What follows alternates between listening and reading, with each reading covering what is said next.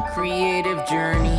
It's easy to get lost, but don't worry, you'll lift off. Sometimes you just need a creative pep talk.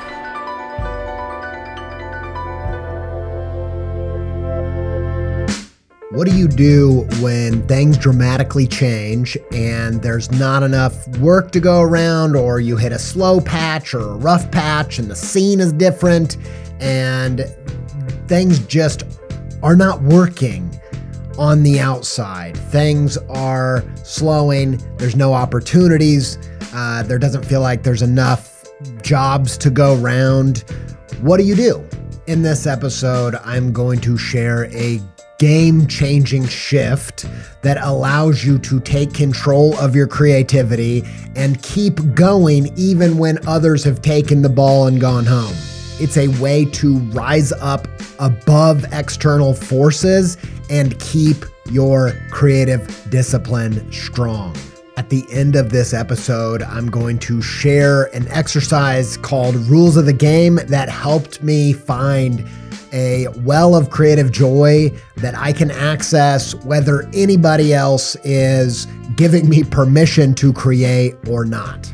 This is episode 2 in the grounding series on this podcast, Creative Pep Talk.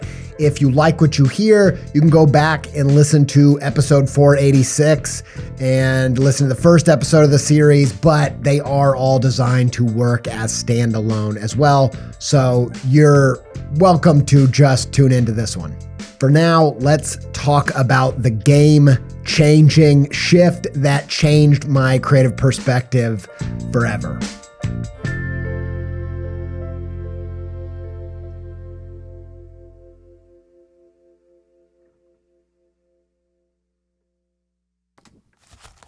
My first really legit client illustration job that I did as a freelancer came right outside of college, and it was for this handheld gaming console called the Sony PSP, which I owned. I had one of these things, so that was even more exciting. And between the hands of what was supposedly this person holding the Sony PSP, we were supposed to illustrate this really loud, vibrant illustration that looked super fun. And that was very my work, still is my work. And I was just so pumped about this. And they were going to pay me £1,000 because I was living in the UK at the time. And they might as well have been paying me £1 million because that was just so much money to me back then. And I was just thrilled, and I worked and I strived and I tried to push what I was even capable of and gave them a couple options, and they passed for somebody else. I was absolutely gutted, as they say in the UK. This job had kind of floated my way, and it came into my orbit. Didn't even fully understand how it had happened. Like, I had an online portfolio and I was trying to do stuff, but I didn't know exactly why they chose me for this. And I kind of felt like it's this thing floating my way. If I knock it out of the park, if I just smash this thing, this is going to be the game changer that just solidifies my creative future and changes everything overnight. So when I lost the job, I felt like I'd lost everything. My wife and I were really young parents. We had our first kid right out of college, and I was at the hospital the day after she was born when I got a call, and they said they actually changed their minds and they were going to use one of my illustrations. I made the work, got it approved, and got the date of when I could put this on my website and, in my mind, start my career. I felt like I had won the game. Like, this was it. I was going to update my Dreamweaver website and the jobs would flood in and I would be an illustrator for the rest of my days. Did I really think that? I think on some level, yes, I did. This was the game winner. The day came and went. Not a ton changed. I think maybe a couple blogs covered it that I sent it to, and that was it. Maybe a few jobs floated my way after that in the coming weeks or months, directly related to that or not, I don't really know. But what I can tell you is it wasn't the game-winning smash that I thought it was going to be.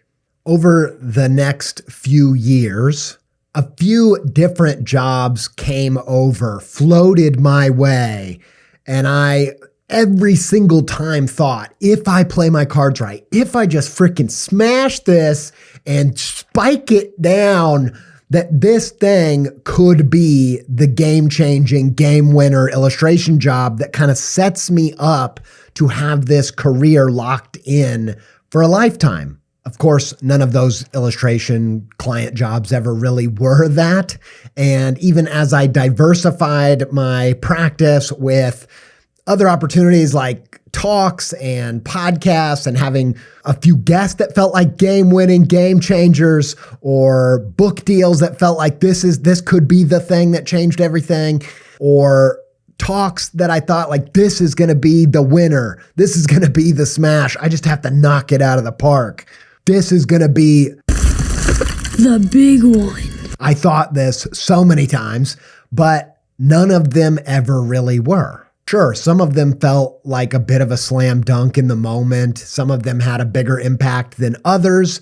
Some of them floated my way into my orbit and floated away before I could really do anything about it. All kinds of different outcomes, but nothing ever dramatically changed things. Nothing ever really won the game, so to speak. Treating your creative opportunities like every single one is make or break, do or die, all or nothing, game-changing game winners is not great for your nerves, let alone your creative flourishing.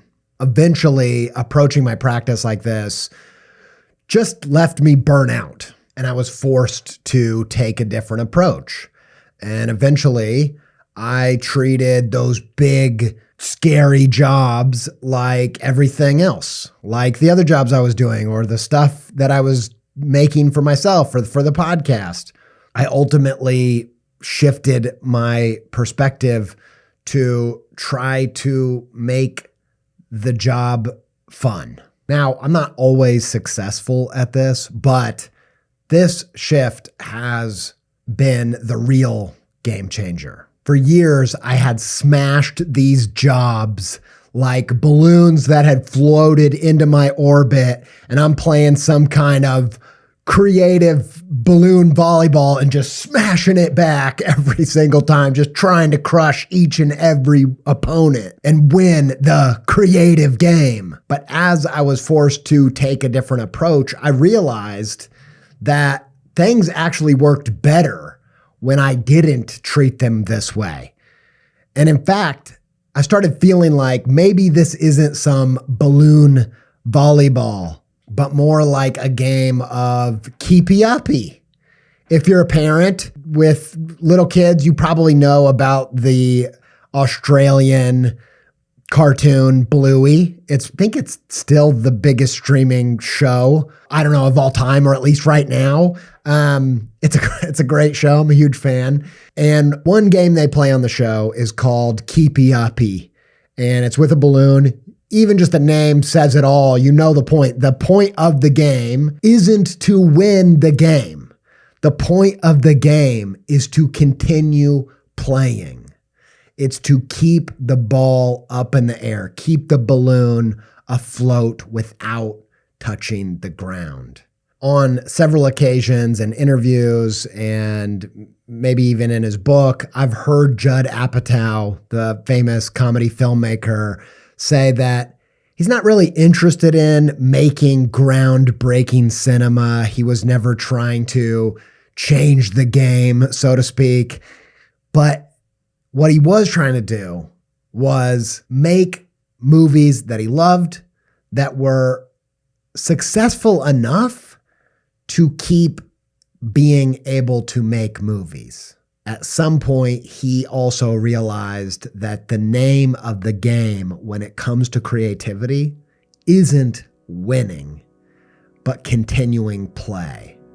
And that's a completely different way to approach creativity.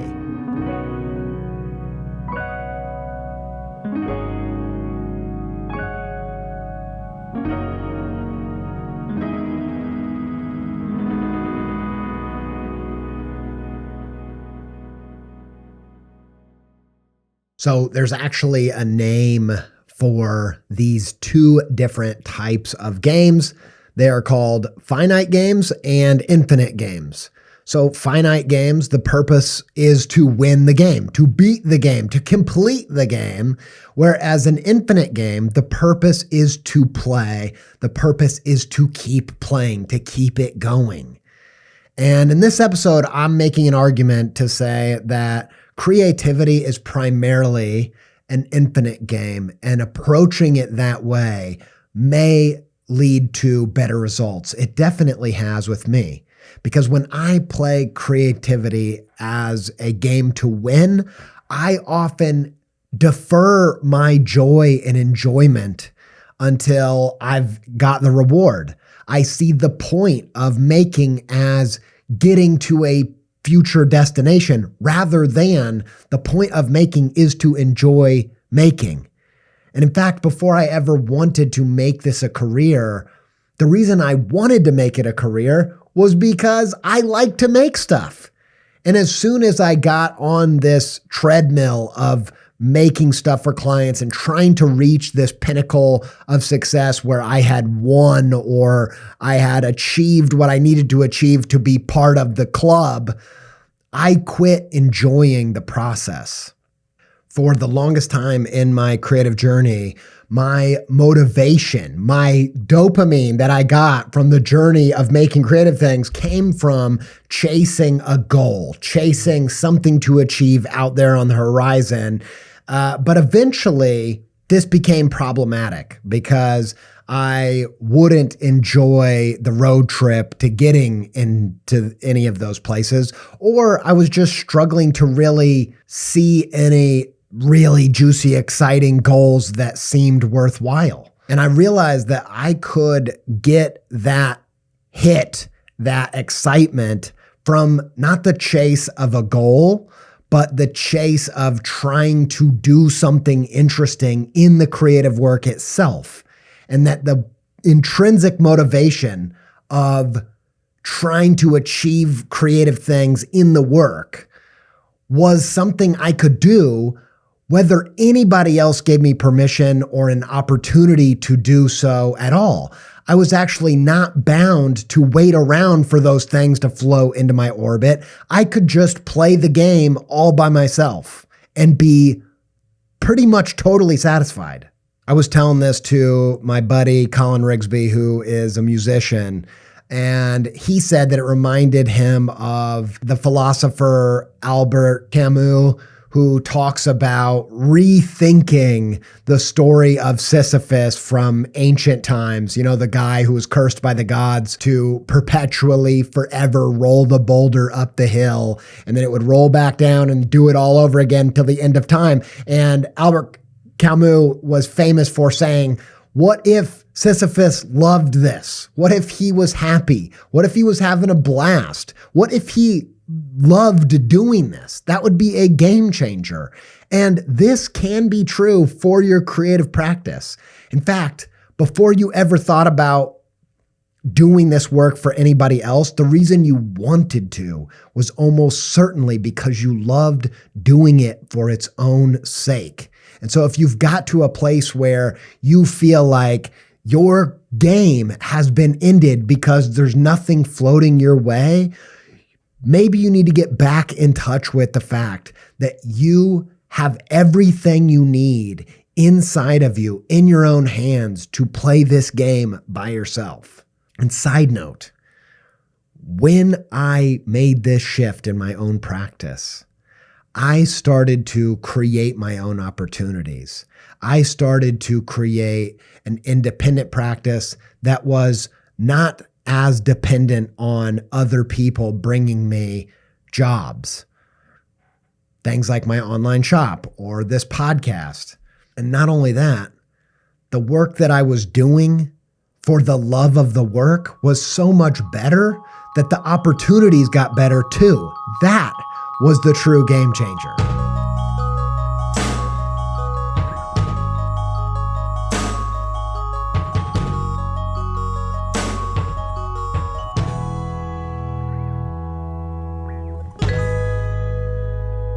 This is episode 2 in the grounding series that we're doing.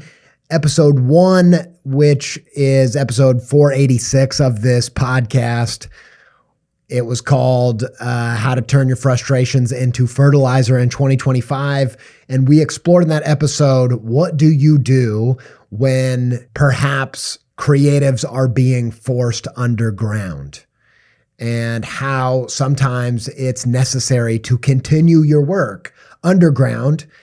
And I'm not saying that if you have lots of work and things are going great for you and you have opportunities and clients and jobs that you should turn away from all those. I'm just saying that when they're not flowing your way, that some of the most interesting, vibrant, creative things come from you continuing the play and making stuff underground and cultivating that creativity and that community, whether any outside external validation comes or not. And I feel like right now we're in one of those times where some of the most interesting things that are being made are happening independently. We're seeing journalists and cartoonists move away from publications and places like Substack and getting their own support and doing and saying what they feel convicted to say, whether or not the institutions want to support them in doing so. In fact, in some cases, even if the establishment is actively against them doing so. Also, since recording the last episode, I found out that my probably favorite record from 2024, Clairo's third album, Charm, which is just amazing. It's got such a live feeling. It was just produced really well. Just so much really interesting things to say about it. Just love that record. That it was self-released. And I believe it was up for a Grammy and hit the Billboard, I think, top 10. Like, that is an incredible thing. That is incredible news for creative people, that the stigma of self-releasing or self-publishing is more or less dead.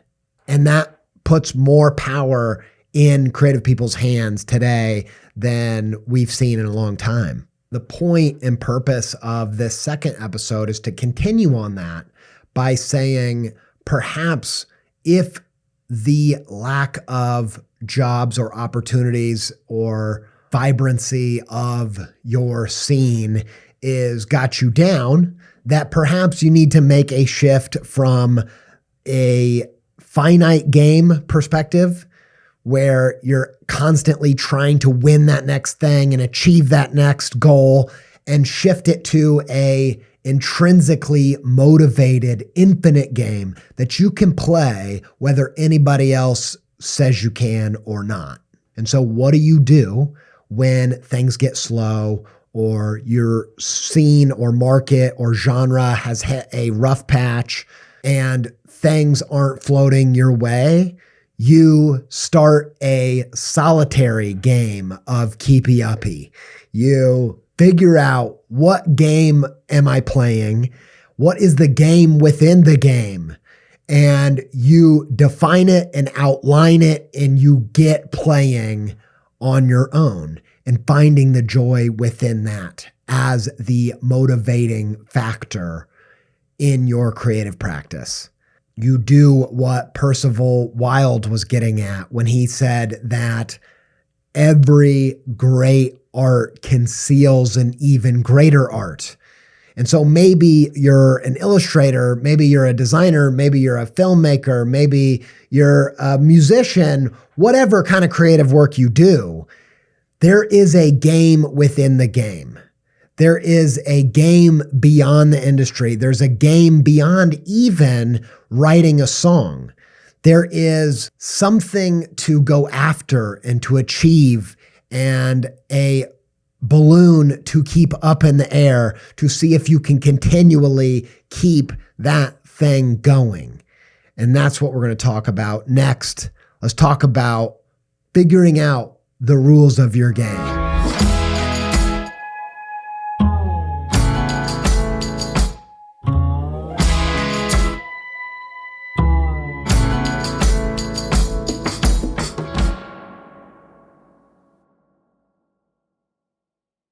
Now it's time for your creative call to adventure. We try to end every episode of this show with something you can do with these ideas. It's not enough for me to just share some ideas. I don't like when you get really jazzed about a new thought, but you don't know. You're like, okay, now what? Like, I love having something to actively apply ideas that I'm excited about somehow. And so we try to leave you with something every episode. The creative call to adventure, the CTA for this week, is rules of the game. And I'm going to extend it to rules of the game within the game.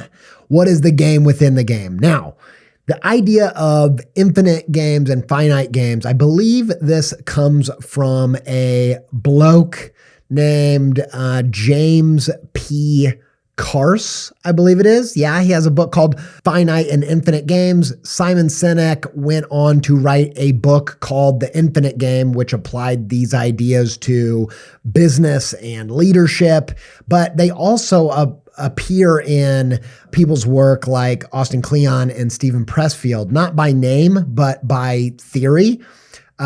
In one of Austin Kleon's books, I believe it is the book Keep Going, he talks about how, from his point of view, creativity isn't a journey, which, we talk about the creative journey on this show a lot. But from his point of view, it's not a journey. It's more like Groundhog's Day. It's like you get up and you more or less do the same thing. You write a song. You write an article, you write a poem, and then you go to sleep and you wake up and you do it again. It's this infinite game is what he's getting at. It's this thing where you want to spend your days doing this craft. And I like to pair this idea with Stephen Pressfield. He's the guy who wrote the book, The War of Art. He also has a book called, I think it's called The Artist's Journey. And in that, if I understand the proposal correctly, he's saying that there's essentially two big parts to becoming an artist. That the first is more or less like a hero's journey, where you're really trying to find out what is your art. And that really is a journey. You're trying to find out what is the game that I'm playing. And then I would propose saying, what is the game within the game? What is the art within the art? And we'll get to what that means in just a second. But Stephen Pressfield says that's the first thing you're doing. Then you're getting to this thing that's the artist journey. And that sounds more like what Austin Kleon is getting at with the Groundhog's Day metaphor. This idea that once you know your game, once you know your craft, then it's not so much about going to some far off destination. It's more like you're just on a perpetual road trip and you're just consistently enjoying and taking in all the different sights day after day after day as you do this thing. So that's kind of how I think about those frameworks, integrating alongside this idea of the infinite game versus the finite game. So I bring all that up because one of the reasons why I couldn't initially embrace this notion of the infinite game, approaching creativity as just enjoying making the illustration for the sake of illustration, or making the metaphor or the story or the picture book or the podcast for the sake of making it, was because I didn't know what my game was. I didn't know what the game within the game was. I didn't know, I hadn't gone on that hero's journey that Stephen Pressfield talks about to find what is my craft, what is the game that I'm playing. I was still searching and experimenting and trying things. And so at the first part of my journey, it made sense to be playing that finite game, to be trying to find those benchmarks, those destinations where I could push myself forward and learn more about what it is I did. Now, I didn't understand that that's what I was doing, But eventually what happened was I started realizing what the game within the game was. So as I started getting more versed in illustration, I started to understand that illustration was different. It was a different game than what you saw on the surface. On the surface, illustration is just a drawing. It's just a picture. It's making a picture. But the further I went along, the more I realized that illustration was so much more than that. My favorite definition of illustration comes from Ira Shulevitz, who wrote the book Writing with Pictures, How to Write and Illustrate Children's Books. And that's my favorite definition. Illustration isn't drawing for me. It's writing with pictures. It's actually telling a story with symbolism, with a punchline, with a purpose, with a point. Illustration does what Paul Klee talks about, where he said art's purpose isn't to reproduce the visible. That would be just a drawing, but to make the invisible seen. The purpose of an illustration is to show you something you couldn't see any other way. Once I started to understand a little bit more of what the definition was, what the game within the game of illustration was, I started to play with symbolism in a totally different way. I started to have an understanding of what I was trying to achieve, not with my illustration career, but within the illustration itself. I started to have a sense of what was more like a successful illustration and what was more like just a drawing. And the same was true for story. The further I had an understanding of how I defined story, the more the game came to life, because I realized like the purpose of the game, what it meant to keep the balloon in the air in the game of story was something very specific. And my definition is kind of a hybrid of Brian McDonald's and Ira Glass's. And I would say that a story for me is a series of events that ends in a surprise. And then I started to, that's the definition. Then I started to outline, how do you get there? What are the pieces that make that up? And so that's what I'm going to challenge you to do today. If you're a songwriter, if you're an illustrator, if you're a designer, whatever you are, don't stop with that. Don't stop with the title. Don't stop with knowing the game. Understand the game within the game. And that looks like having a definition of what is this game, and then having an outline of how do you achieve that thing. If you're a comedian, the game is punchlines. The game is tags. The game is bits. And then maybe part of the game is concealing the game. You know, nowadays, you don't want to show the seams of your joke. You don't want the audience to know that this is something that you practiced and practiced, and you know exactly what the punchline is. You want them to feel like they're just experiencing something funny. And if you listen to comedians talk, they're aware of the game within the game. Once you start having this clear of a target, once you understand the game that you're playing, you can play that game whether anybody is watching, whether anybody is desiring you to do this for them. You can do this in your notebook at home. You can write these jokes. You can write these stories. You can write these songs. I'm moved by people like Sufjan Stevens, who has spent a lifetime making music, saying like his desire is just to like write the perfect song, and he hasn't done it yet. Like that's the juicy stuff, man. Like that's what I want to be doing. And when I shifted the joy, the dopamine chase away from these external markers and these opportunities coming my way, and more to what I want to do and achieve and play with in my own creative practice, the better off I was in terms of enjoyment, but also the better the work got. And so my challenge to you is to understand, what are the rules of the game within the game? Define the game, not just with a title, but with a full definition, and then outline, what does it look like to succeed in this game? What are the rules of this game? And then get playing on your own. And good things are bound to happen, even if they're just tapping back into your own creative joy.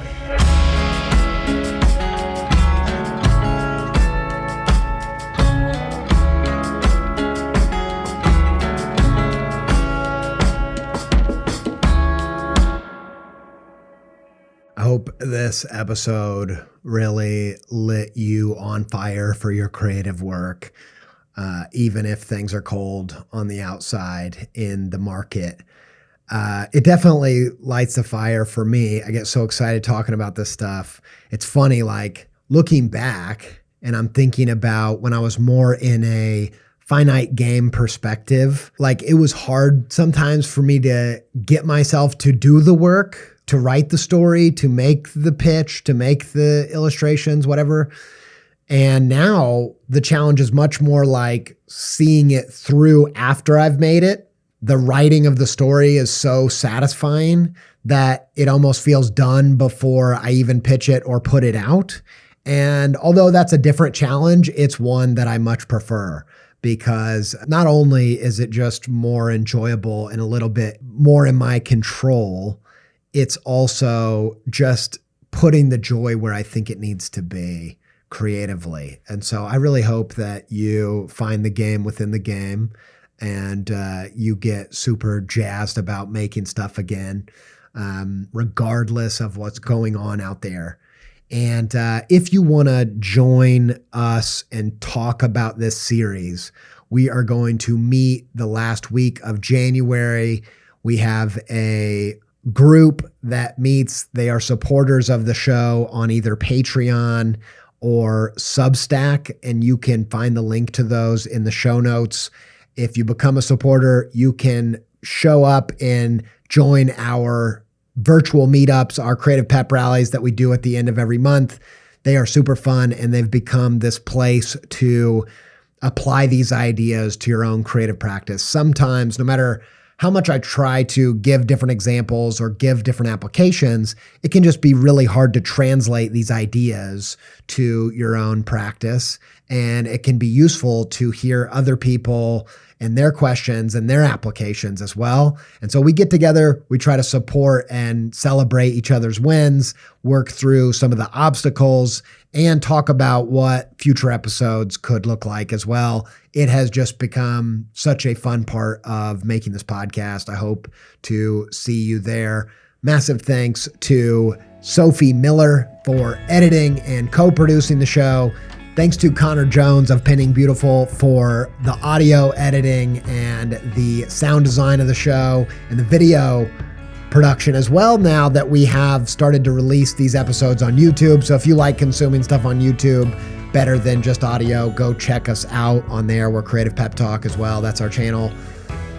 Massive thanks to Yoni Wolf and the band Y for the theme music and the whole soundtrack of the show. We couldn't be more jazzed about the music of this podcast. I'm a mega fan. It's just a dream come true to work with these people. And thanks to all of you for listening. And until we speak again, stay pepped up.